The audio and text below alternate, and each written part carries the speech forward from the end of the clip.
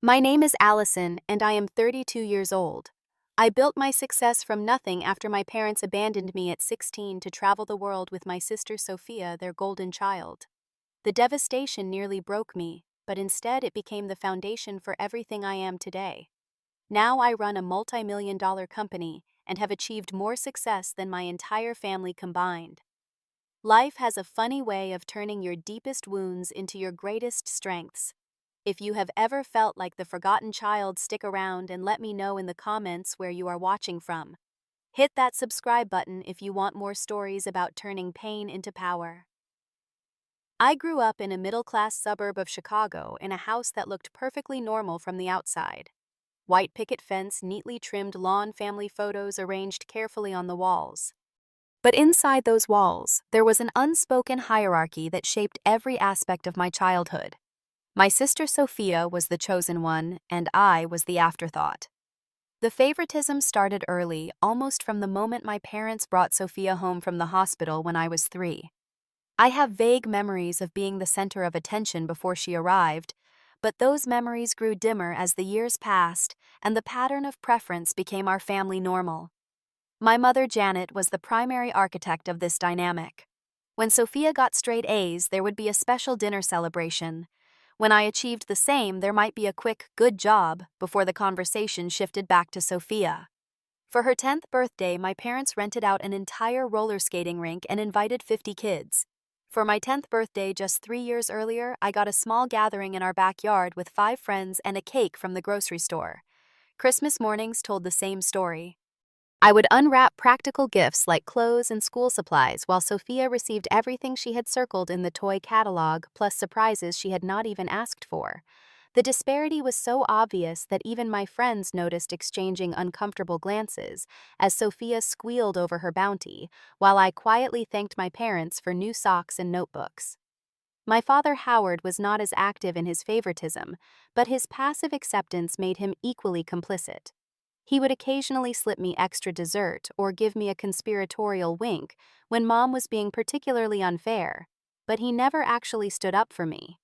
His conflict avoidance meant that he would rather maintain peace by allowing the unequal treatment than risk confronting my mother about it.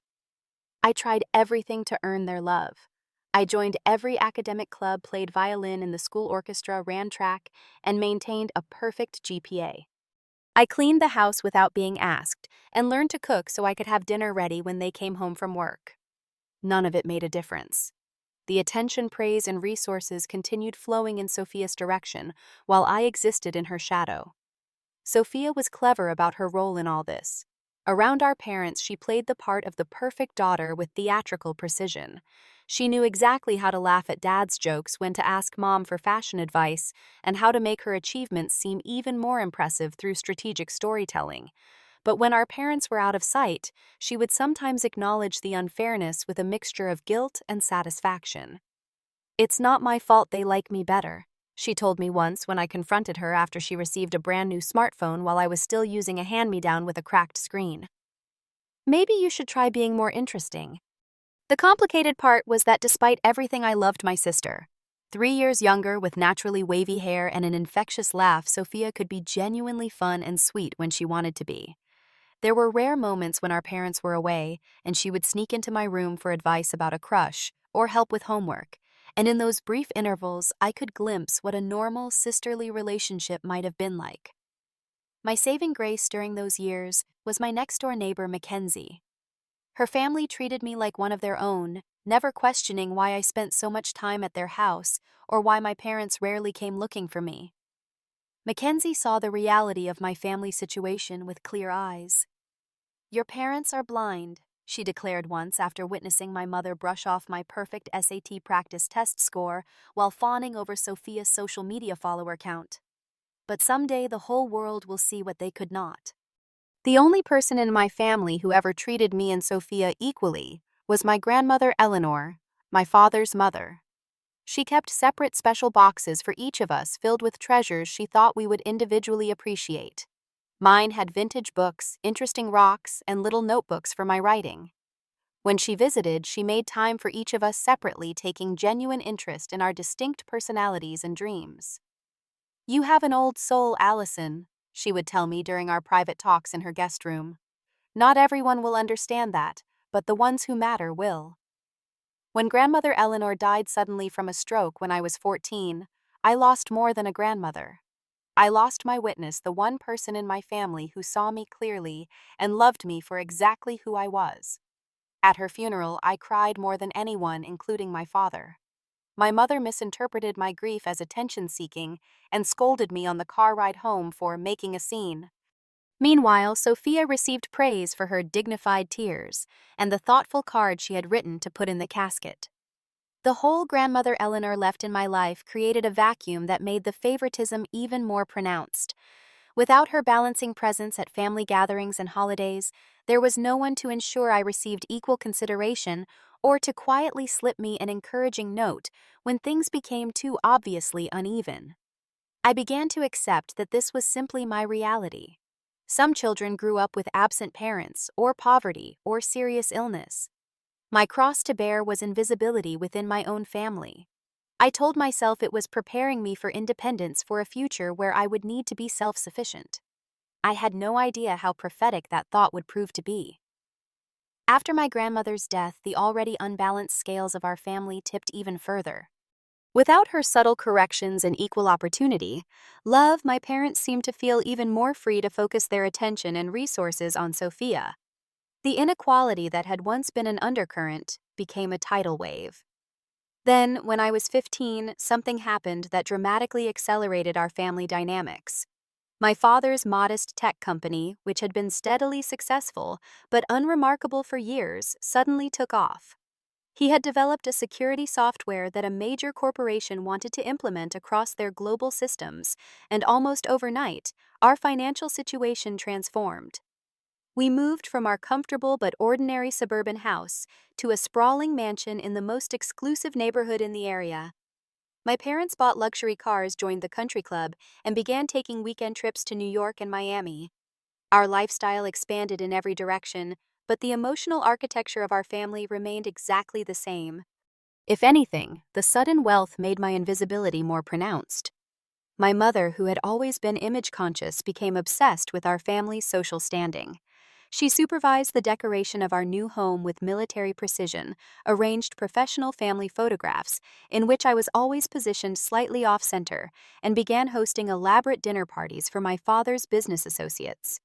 Sophia, who had always had a flair for the dramatic, blossomed in this new environment. At 13, she was already showing a sophisticated understanding of how to leverage our new status. With my parents' full support and financing, she launched herself as a teen lifestyle influencer on social media, posting carefully curated photos of our new home, her designer wardrobe, and our family's exotic weekend getaways.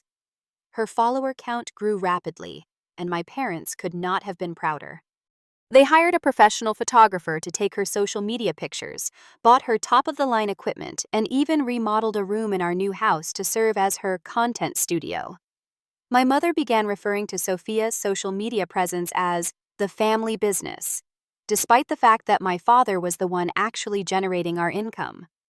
Meanwhile, I continued focusing on academics and extracurriculars, more determined than ever to earn admission to a prestigious university where I might finally find recognition for my abilities. I maintained my 4.0 GPA, became editor of the school newspaper, and was elected president of the debate team. My achievements earned me respect from teachers and peers, but barely registered at home. "That is nice, honey," my mother would say distractedly when I shared news of another academic honor, her eyes never leaving her phone where she was reviewing Sophia's latest engagement metrics. "Did you see your sister's new post got featured on that lifestyle page, 10,000 new followers overnight?" The spring of my junior year, when I was 16, my parents made an announcement that initially sounded exciting. Over dinner in our cavernous new dining room, my father cleared his throat and shared that he had been so inspired by Sophia's social media success that he wanted to take the family brand global. "We are planning an educational world tour," he explained, swirling an expensive red wine in his glass. "A full year of travel to expand our horizons and create amazing content. Paris, Tokyo, Sydney, Cape Town, you name it. We will see it all." I felt a flutter of excitement despite myself. Though travel had never been a particular passion of mine, the idea of seeing the world and perhaps enjoying some family bonding time away from the usual routines held undeniable appeal. I even allowed myself to imagine that in new settings, freed from the established patterns of our home life, my parents might see me with fresh eyes. When would we leave? I asked, already mentally cataloging what I would need to pack and how this might affect my college application timeline. An awkward silence fell over the table. My mother and father exchanged a look that I had seen many times before, their silent communication that always preceded disappointment for me. "Well, sweetheart," my mother began in the overly gentle voice she used when denying me something, "we were thinking that with your focus on academics and college preparations, this might not be the best timing for you." I stared at her, not fully processing what she was saying. "What do you mean I can keep up with studies while traveling? I could even write my college essays about the experience." My father jumped in, his tone falsely bright. "The thing is, Alison, this is really centered around Sophia's influencer career. The travel content will take her platform to the next level. The schedule will be very demanding, with photo shoots, collaborations with international influencers, brand meetings." "So you are taking Sophia on a world tour, but not me?" I asked, my voice small. "It's just that you would not enjoy it," my mother explained with an impatient sigh. "You know how you are. You would rather have your head in a book than experience the moment. Sophia needs this opportunity for her career development." Across the table, Sophia at least had the decency to look slightly uncomfortable, though I could see the excitement she was barely containing. She glanced at me and gave a tiny shrug as if to say, "What can I do?" I spent the next few weeks trying everything to change their minds. I researched educational opportunities in each planned destination and presented them with a detailed proposal for how the trip could benefit my academic goals. I offered to help manage Sophia's social media so I could contribute to the family business. I even promised to use my savings from tutoring to help cover some of my expenses. Each attempt was met with a new excuse. "The itinerary is already set. The accommodations are booked for 3, not 4. Your college counselor agrees you should maintain continuity at school." That last one was a blatant lie, as I confirmed when I spoke directly with my counselor, who was horrified at the idea of parents leaving their child behind for a year of international travel. As the departure date grew closer, the house filled with new luggage, travel accessories, and clothes for every climate. I watched my parents and sister prepare with growing dread, still unable to fully believe they would actually leave me behind. The day that permanently divided my life into before and after started like any other. I went to school, attended my classes, stayed late for a newspaper meeting, and walked home in the golden afternoon light of early autumn. As I approached our house, I noticed something unusual in the driveway. 3 large suitcases were lined up next to my father's car, its trunk already open and waiting. My stomach dropped. I had known this day was coming for weeks, but some part of me had been clinging to the hope that my parents would change their minds, that they would realize the cruelty of what they were planning. That hope evaporated as I walked through the front door and found my parents and Sophia in the foyer, dressed in coordinated travel outfits, checking their passports and tickets. "Oh, Alison, you're home," my mother said, glancing at her watch with a slight frown. "We were hoping to be on the road by now. We need to get to the airport 3 hours early for international flights." I stood frozen in the doorway, my backpack still slung over one shoulder. "You're leaving today." "You didn't tell me it was today." My father at least had the grace to look uncomfortable. "We mentioned the departure date several times, honey. It's been on the family calendar." The family calendar was a digital app that my mother had set up but rarely remembered to share updates with me.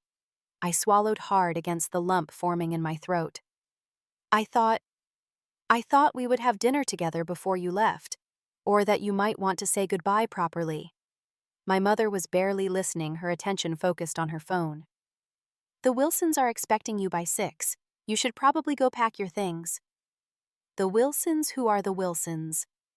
This finally made both my parents pause and look at me directly. "We've discussed this, Alison," my mother said with an impatient sigh.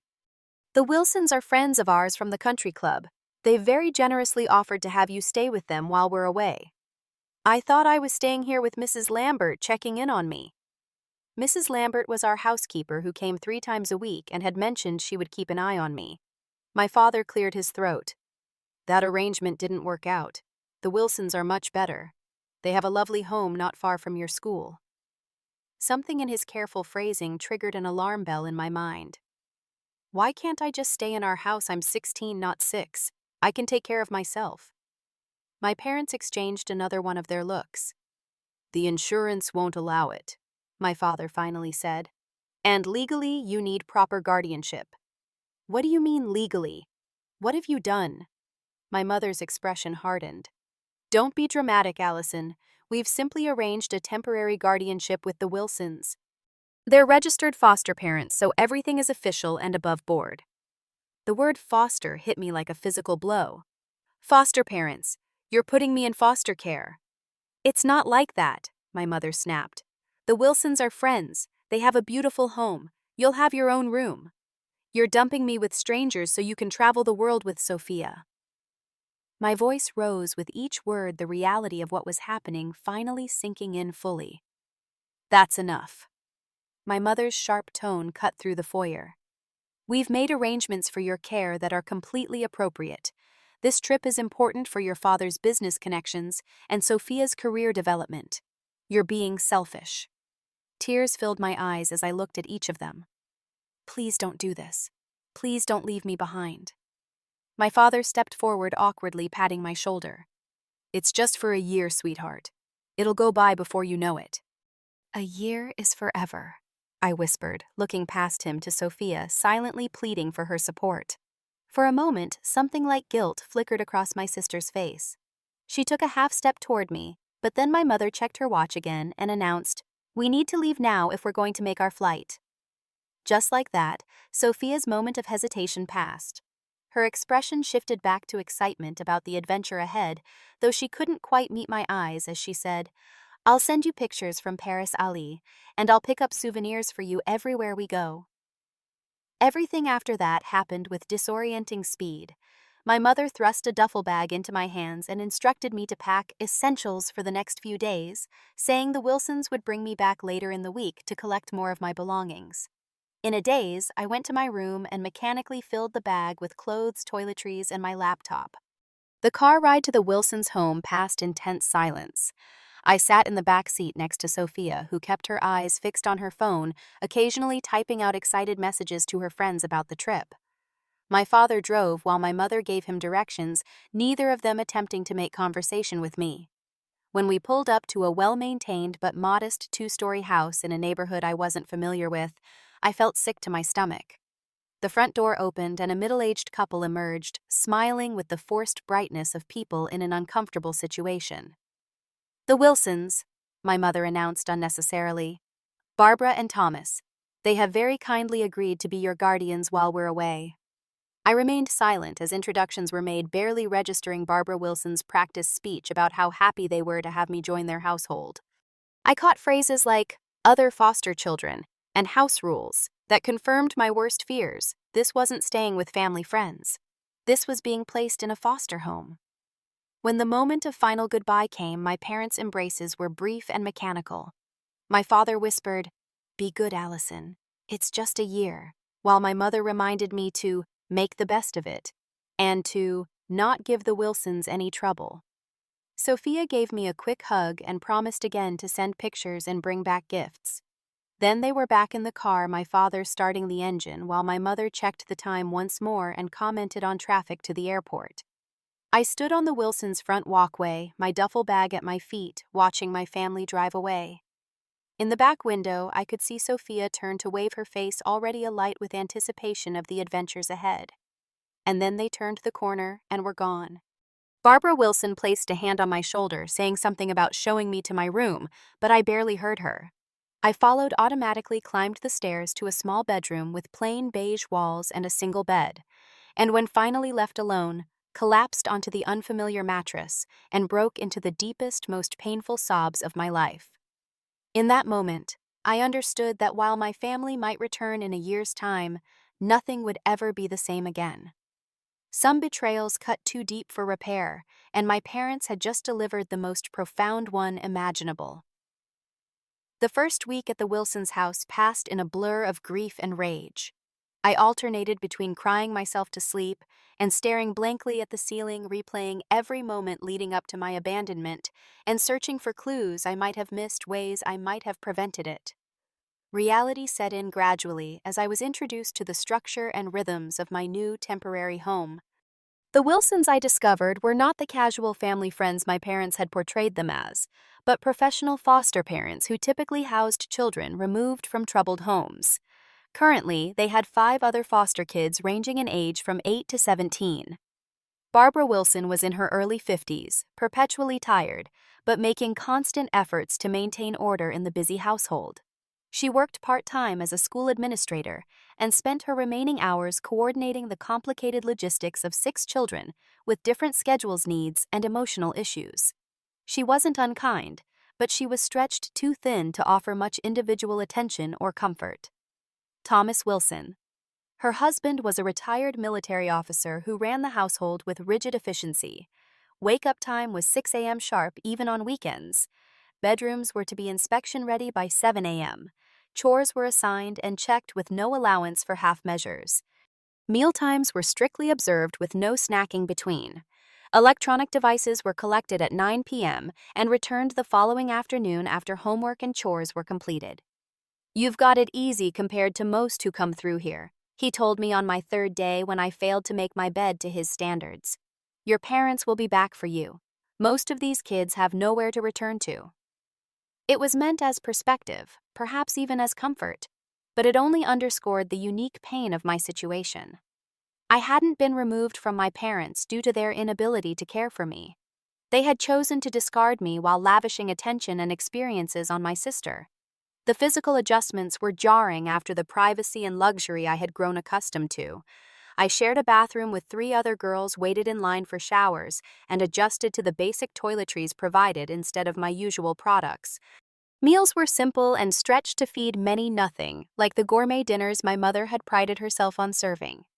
My bedroom was half the size of my walk-in closet at home, with furniture that had survived multiple previous occupants. But the physical discomforts paled in comparison to the social fallout. Word spread quickly at school that I was now living in a foster home. The story morphed, with each retelling growing increasingly dramatic and usually inaccurate. "I heard your parents went bankrupt and had to give you up. Is it true your mom and dad are getting divorced and neither wanted custody? Someone said you got caught doing drugs and got kicked out." Former friends from our country club set drifted away, uncomfortable with the messy reality of my situation or unwilling to associate with someone whose social status had plummeted so dramatically. The few who reached out did so with morbid curiosity rather than genuine concern. Meanwhile, my parents and Sophia had begun their world tour starting in Paris. I received occasional video calls that felt more like obligations than genuine attempts to connect. They would position themselves in front of famous landmarks, talking excitedly about the amazing restaurants they had discovered and the luxury hotels they were staying in. "We had dinner with the Andersons last night. You remember them from Dad's company party?" my mother reported during one call, not seeming to notice or care that I was barely responding. "They have a lovely apartment near the Eiffel Tower." Sophia charmed everyone as usual. My father would chime in with awkward questions about school and whether I was settling in with the Wilsons, but would quickly grow uncomfortable with my monosyllabic answers and pass the phone to Sophia. My sister, to her credit, seemed to sense the wrongness of the situation more acutely than my parents did. During one call, when we had a rare moment alone, she admitted, "It's weird without you, Ali. Sometimes I feel guilty that you're not here." "Then why didn't you say anything? Why didn't you stand up for me?" I asked, tears pricking at my eyes. She looked away from the camera. "I don't know. I guess I was excited about the trip. And you know how Mom and Dad are once they decide something." My phone and social media became instruments of torture as Sophia's accounts filled with glamorous photos of my family enjoying experiences I had been denied. There they were, having breakfast beneath the Eiffel Tower, touring the Louvre, shopping on the Champs-Élysées. Each post garnered thousands of likes and comments from followers who had no idea about the sister who had been left behind. As fall turned to winter, I found myself approaching a crossroads. My junior year was heading toward its conclusion, which meant college application season was beginning. This would normally be a time of intense parental involvement, campus visits, application strategy discussions, essays reviewed. Instead, I was on my own trying to navigate the complex process while living in a foster home with guardians who, while not cruel, had no personal investment in my future. It was in this bleak landscape that I found two unexpected allies. The first was Jackson, a 17-year-old who had been in the foster system since he was 10. Tall and perpetually wearing a faded denim jacket regardless of the weather, he had the weary wisdom of someone who had seen too much too young. "First rule of foster life," he told me one evening as we sat on the back steps of the Wilson house watching the sunset. "Never expect anyone to care about your future as much as you do. Second rule, that doesn't mean you don't have one." The second ally came in the form of Mrs. Calloway, my English teacher. She had noticed the change in me since my family's departure and stayed after class one day to ask what was happening. To my own surprise, I told her everything. The words poured out of me in a torrent of hurt and anger. When I finished, I expected the usual adult platitudes about how my parents must have had their reasons or how I needed to make the best of things. Instead, she said simply, "That's one of the most unjust things I've ever heard." The validation of my feelings nearly broke me. I had been told so many times to stop being dramatic, to understand my parents' perspective, to accept my situation gracefully, that hearing someone acknowledge the wrongness of it all was like a dam breaking. Mrs. Calloway went beyond sympathy. She began inviting me to eat lunch in her classroom where we would talk about books, but also about college plans. She brought me brochures from universities she thought would interest me, shared articles about scholarship opportunities, and offered to help review my essays when the time came. "You're one of the most talented writers I've ever taught," she told me one day as she handed back an essay I had written. "And you have a unique perspective on family dynamics and resilience that will make for a compelling personal statement. Some colleges offer special scholarships for students in foster care, even temporary situations like yours." It was the first time anyone had suggested that my painful circumstances might actually offer me an advantage, rather than just being something to overcome. The idea took root in my mind, a tiny seed of possibility in the barren soil of abandonment. 6 months into my parents' world tour, I received an email that would become the catalyst for the next phase of my life. It was from my mother, a brief and businesslike message with the subject line, "Change of plans." "Dear Alison," it read, "we wanted to inform you that our travel plans have changed. The opportunities abroad have been so fruitful for your father's business connections and Sophia's influencer career that we've decided to extend our tour for another year. The Wilsons have agreed to the extension of guardianship. We'll continue to deposit your monthly allowance as usual. All the best, Mom." I read the message 3 times, each reading bringing a new wave of emotion. Shock, then hurt, then finally a cold, clarifying anger that burned away the last of my desperate hope that they would return and things would somehow be repaired. They weren't coming back for me, not in any meaningful way.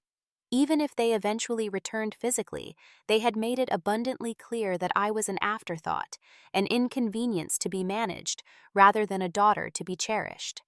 That night, I sat cross-legged on my narrow bed in the Wilsons' house and made a decision. I would stop waiting for my parents to return, stop hoping for their approval or affection, stop defining myself in relation to their abandonment. Instead, I would build a life so completely my own that when they finally did come back, they would be the ones left behind. The next day, I made an appointment with Mrs. Calloway during her planning period. "I need to become completely independent," I told her without preamble. "My parents have extended their trip for another year, and I don't want to be at their mercy anymore. What options do I have?" Mrs. Calloway didn't seem surprised by my new determination. She pulled out a notebook and began making lists. "First, we need to look at college applications with a new lens. You'll want to apply as an independent student, which can help with financial aid. There are specific scholarships for students in your situation. Second, we should research the legal process of emancipation in our state. You're 16 now, turning 17 soon, correct?" I nodded, already feeling more focused than I had in months. That's often old enough to petition for emancipation, especially given your circumstances. You'd need to demonstrate financial independence and maturity. Third, we need to think about your immediate living situation and whether staying with the Wilsons is your best option until college. We spent the next hour mapping out a strategy. Mrs. Calloway promised to connect me with a school counselor who specialized in college financial aid and to discreetly inquire about legal resources for emancipation. I left her classroom with something I hadn't felt in a long time, a sense of purpose and control. That evening, I started a detailed journal initially as a way to process my emotions, but it quickly evolved into something more. As I wrote about my experiences, the pain of favoritism, the shock of abandonment, the challenges of foster life, I began to see patterns and insights that felt potentially valuable to others. I wrote about the subtle signs of favoritism I had missed or normalized growing up. I analyzed the tactics my mother had used to make her preference for Sophia seem reasonable, and my objections seem selfish. I documented the practical and emotional challenges of being suddenly placed in the foster system as a teenager. The more I wrote, the more I realized there must be thousands of kids like me, maybe not with the exact same circumstances, but experiencing the same feelings of being overlooked, unwanted, discarded. What if there was a way to connect these invisible kids with resources and support specifically designed for their situations? The seed of an idea began to take shape growing alongside my college plans.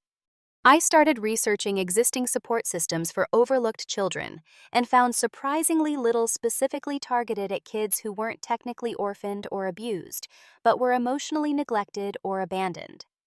When I learned about a special entrepreneurship summer program at the State University for high school students with business concepts, I applied immediately, crafting a passionate application about my vision for a platform connecting overlooked youth with mentors and resources. To my surprise and delight, I was accepted with a partial scholarship that would cover most of the program costs. There was just one obstacle: the Wilsons. The program required living on campus for 6 weeks during the summer, and I would need their permission as my legal guardians. Barbara Wilson was sympathetic but hesitant. "It's a lot of money, Alison, even with the scholarship. And we're responsible for your safety." Thomas was more direct in his opposition. "Our agreement with your parents was that you'd remain under our supervision. This program isn't part of that agreement." I had anticipated this resistance and came prepared. "I've saved almost enough from my tutoring job to cover the remaining costs," I explained, "and the program is run by the university with full supervision and security. Most importantly, it could help me qualify for additional college scholarships, which would reduce financial pressure on everyone next year." The mention of reduced financial burden caught Thomas's attention. After several more discussions and a call with the program director, they reluctantly agreed to sign the permission forms. With that hurdle cleared, I threw myself into preparation for the program, while also increasing my hours at a part-time job I had found at a local bookstore. Every dollar I earned went into a separate account that only I could access, building my financial independence one shift at a time. As my junior year drew to a close, my parents made vague comments during our increasingly infrequent video calls about possibly returning for my graduation the following year, but I no longer hung my hopes on their promises. Instead, I focused on my growing list of college applications, all to schools on either the East or West Coast, as far from Chicago as possible. When acceptance letters began arriving in the spring of my senior year, including one from a prestigious business program with a substantial scholarship, I didn't share the news with my traveling family. They had forfeited the right to celebrate my achievements or influence my decisions. Instead, I discussed my options with Mrs. Calloway Jackson, who had graduated and was working at a graphic design firm while taking community college classes, and a legal aid attorney I had connected with who specialized in youth emancipation cases. By the time my 17th birthday arrived, I had a clear path forward. I would file for legal emancipation before my parents returned, accept the scholarship at the Coastal University with the strong business program, and continue developing my concept for supporting overlooked youth. The scared, abandoned girl waiting desperately for her family's return was gone. In her place stood someone new, someone who had learned to be her own advocate, her own support system, her own family. The years that followed my decision to take control of my own life were filled with intense work, strategic planning, and the gradual construction of my independence brick by brick.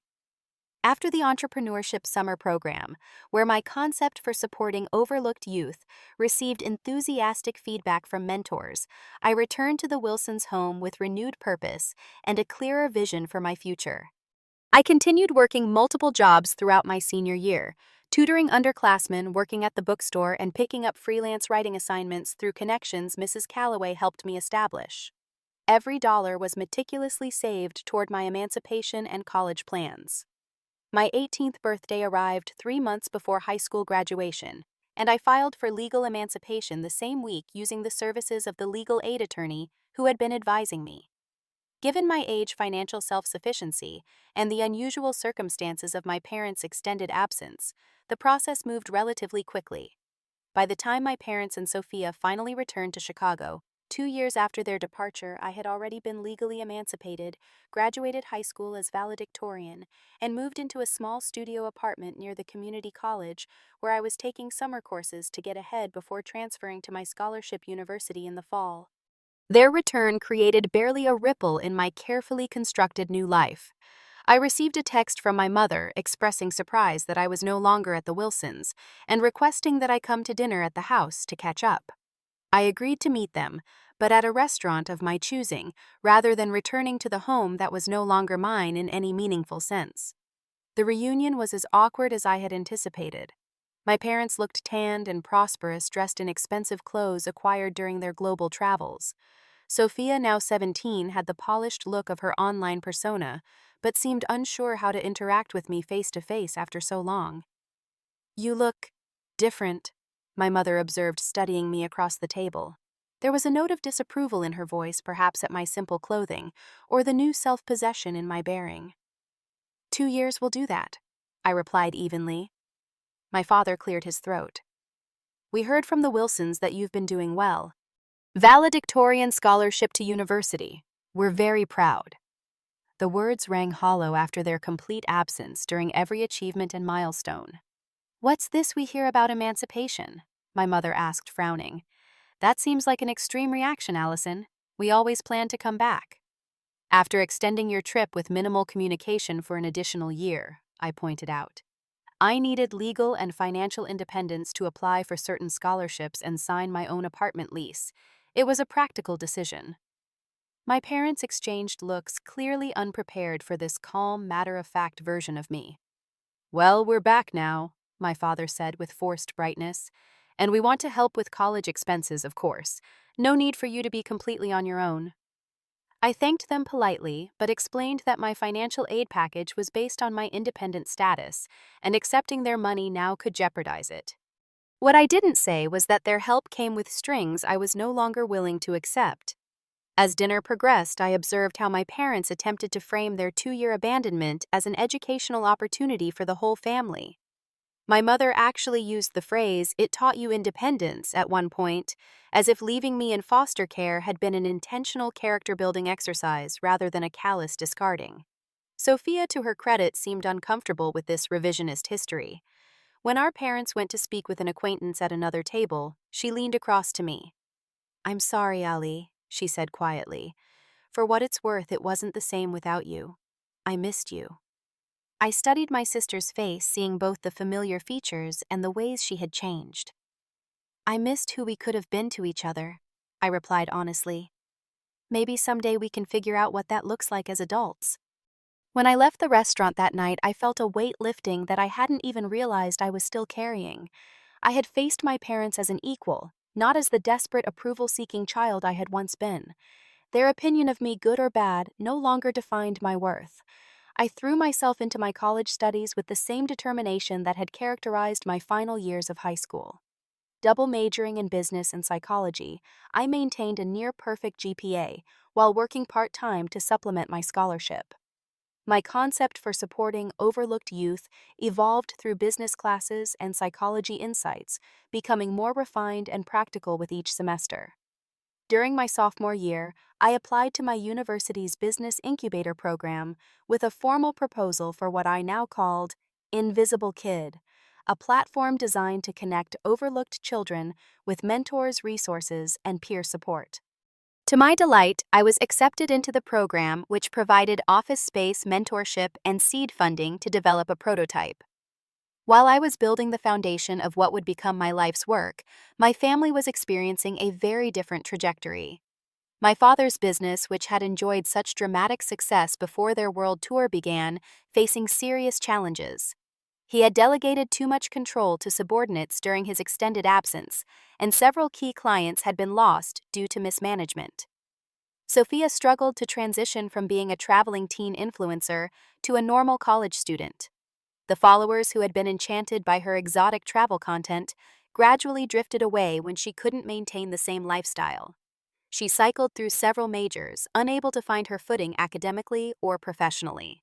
My parents, who had once dismissed my practical focus on education and career planning, now found themselves in the uncomfortable position of watching their practical daughter thrive while their golden child floundered. I maintained minimal contact with them during these years, holiday cards and occasional text messages rather than regular visits or calls. It wasn't out of spite, but self-preservation. Every interaction seemed to pull me back toward old dynamics I had worked hard to escape. The real turning point for Invisible Kid came during my senior year of college. After presenting at a university entrepreneurship competition, I was approached by an investor who had a personal connection to my concept. "My brother was the forgotten child in our family," she told me after hearing my pitch. "He never found his footing. I've been looking for meaningful ways to prevent that story from repeating for other kids. Let's talk about first-round funding." With that initial investment, I was able to develop Invisible Kid from concept to reality. I hired a small team including Jackson, who had completed his graphic design degree and became our creative director. We launched first as a resource website, then expanded to include a mentorship matching program, scholarship database, and online support groups. The timing coincided with my college graduation, allowing me to transition directly from student to full-time CEO. While many of my classmates were sending out resumes and nervously attending interviews, I was leading strategy meetings and making hiring decisions for my growing company. News of my success eventually reached my parents through mutual acquaintances. My mother called with a strained attempt at casual conversation that quickly revealed her real purpose. "We're so proud of what you're doing with your little website," she said, the condescension still present despite everything. "Your father was wondering if you might be interested in some synergy with his business. He has connections that could be valuable to you." I declined politely but firmly. "I appreciate the offer, but Invisible Kid is doing well with our current strategic partnerships. We're actually focusing on collaborations with educational institutions rather than corporate entities right now." What I didn't mention was that my father's business was now widely known to be struggling, while Invisible Kid had been featured in a major entrepreneurship magazine as a social enterprise to watch. As my company grew, so did my personal healing. I found a therapist specializing in family trauma who helped me process the complex emotions surrounding my abandonment. I built meaningful friendships with colleagues and fellow entrepreneurs who valued me for exactly who I was. I even began cautiously rebuilding a relationship with Sophia, who had gradually developed more self-awareness and genuine remorse about our childhood dynamics. 5 years after launching Invisible Kid, what had begun as a response to my own pain had grown into a multi-million-dollar company supporting thousands of overlooked youth across the country. We had expanded to include residential summer programs, college scholarship funds, specifically for abandoned teens, and advocacy work for stronger legal protections against parental abandonment. The contrast between my trajectory and my parents couldn't have been starker. My father's once thriving tech company had filed for bankruptcy after losing several major contracts. The family mansion had been sold to cover debts, and my parents had downsized to a modest condo.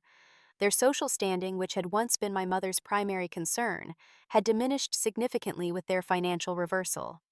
It was in this context that I received the call I had always known might come someday. My father, his voice heavy with what sounded like genuine humility, asked if I would be willing to meet to discuss a family matter. I agreed to coffee at a neutral location where both my parents arrived looking noticeably older and more subdued than I remembered. "We need your help, Alison," my father said after awkward small talk had been exhausted. "Financially, just until I can get the new consulting business off the ground." My mother jumped in. "We wouldn't ask if it wasn't important. The condo association has raised the fees again, and with your father's medical expenses." I sat quietly, taking in the surreal reversal of our positions. The parents who had once deemed me unworthy of inclusion in their grand world tour were now asking for my financial support. Part of me, the wounded 16-year-old who still lived somewhere in my heart, wanted to refuse outright to let them experience the same abandonment they had inflicted on me. But the person I had become, the founder of an organization dedicated to healing and support, couldn't embrace such retribution. "I'll help," I said finally, "but there need to be clear terms. I'm not comfortable with open-ended financial support." We negotiated an arrangement I would cover their condo fees for 1 year and provide a modest monthly stipend, during which time my father would need to establish his consulting business. In return, they would respect my boundaries about contact and involvement in my life. It wasn't forgiveness exactly. Some wounds go too deep for simple forgiveness, but it was a resolution that allowed me to stay true to my own values while acknowledging the complicated reality that these flawed people would always be connected to me through biology, if nothing else. My relationship with Sophia evolved in a different direction. After several false starts in various careers, she had finally found her footing as a social worker, ironically specializing in family reunification cases. Over cautious coffees and occasional dinners, we began rebuilding a sisterly relationship based on who we were as adults, rather than the roles we had been assigned as children.